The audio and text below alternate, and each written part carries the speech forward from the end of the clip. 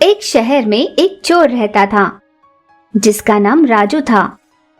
वो छोटी मोटी चोरियां किया करता था जिससे कि वो भूखा न मरे। बस अगर कहीं खाने लायक चीज मिल जाती फिर वो उसे ही चुरा लेता था और थोड़े पैसे ताकि वो आगे उन पैसों से खाना खा सके। लेकिन वो अपने पैसों को अपने पास नहीं रखता था ताकि वो कहीं गिर न जाए या उससे ही कहीं चोरी न हो जाए। तो वो शहर के एक खंडहर मकान में उसे छुपा कर रखता था। उस मकान में कोई आता जाता नहीं था क्योंकि वह मकान जगह जगह से गिरता रहता था। पर एक दिन उसके पैसे वहां से चोरी हो गए। वह सोच में पड़ गया कि यहाँ से भला चोरी कौन कर सकता है। उसने अगले दिन उसी जगह कुछ और पैसे रखे और छुपकर देखने लगा। तो एक चोर आया और पैसे चुराने लगा। राजू ने उसे पकड़ लिया और कहा, मेरे घर में चोरी। दूसरा चोर हंसने लगा और बोला, भाई तू भी चोर है क्या? मैं भी चोर हूँ। भाई पर तू अपने पैसे इधर क्यों रखता है? तू कौन है और मेरे पैसे क्यों चुरा रहा था? भाई मेरा नाम है शिंदे। लोग नाम सुनकर मुझे पुलिस वाला समझते हैं और शक्ल देखकर चोर। वो तो आपने ही। वैसे तू अपने चोरी की पैसे यहाँ क्यों छुपाते हुए? चोरी की? मैं कोई चोर थोड़ी हूँ। झूठ मत बोला। अपनी बिरादरी को हम देखते हैं, पहचान लेते हैं। यार कहीं और जगह ही नहीं है पैसे छुपाने की। चल मैं दिखाता हूँ तुझे एक जगह। फिर दोनों चल दिए शहर के पास वाले जंगल में। देख, इन झाड़ियों के बीच में एक सुरंग है। मैं यही रहता हूँ और मेरे माल भी। दोनों नीचे चले गए। यह सुरंग ज्यादा बड़ी नहीं थी और थोड़ी आगे जाकर पत्थर गिरने की वजह से बंद थी। सिर्फ झाड़ियों के रास्ते ही इसमें आया या जाया जा सकता था। भाई ये जगह कितनी बढ़िया है, लेकिन ये पुराने जमाने की संदूक ये कहाँ से आई? पता नहीं, जब मैं यहाँ आया था तो ये यही मिली थी मुझे। दोनों ने वहां बैठकर आराम किया और बात करने लगे। तो कब से चोरी कर रहे हैं यहाँ? बचपन से। मेरे तो बाप ने सिखाया मुझे।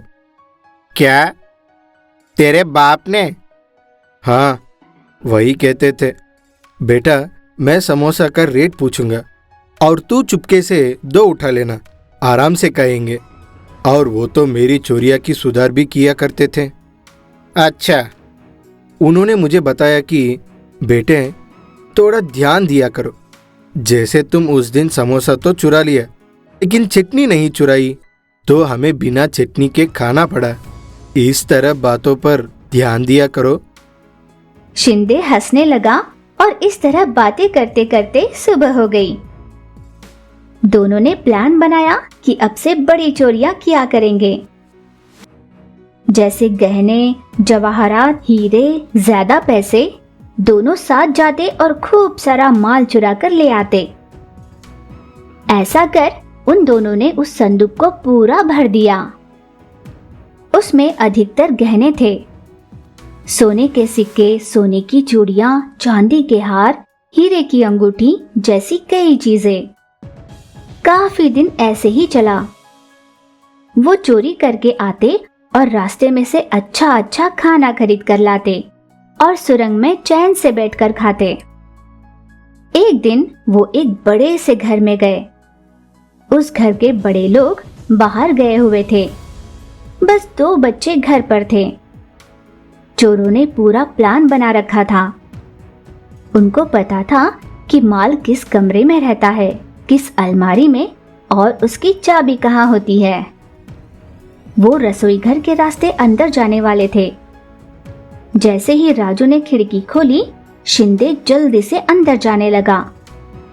उसका पैर खिड़की में अटक गया और वो रसोई घर में धड़ाम से गिर गया। उसके ऊपर के 2 दांत टूट गए। वो रोने लगा। राजू ने जल्दी से उसका मुंह बंद किया ताकि आवाज न आए। शिंदे कहने लगा, भाई मुझे डॉक्टर के पास ले चल। भाई पहले डॉक्टर को देने के लिए पैसे तो ले ले यहाँ से। उधार कर लेंगे भाई, दर्द हो रहा है, चल। डॉक्टर हमें नहीं जानता, वो उधार नहीं करेगा। राजू ने उसे समझाया और पहले चोरी करने के लिए मना लिया। उन्होंने माल चुराया और दोनों बाहर आने लगे, लेकिन शिंदे उस खिड़की में से फिर गिर गया। इस बार उसके नीचे के 2 दांत टूट गए।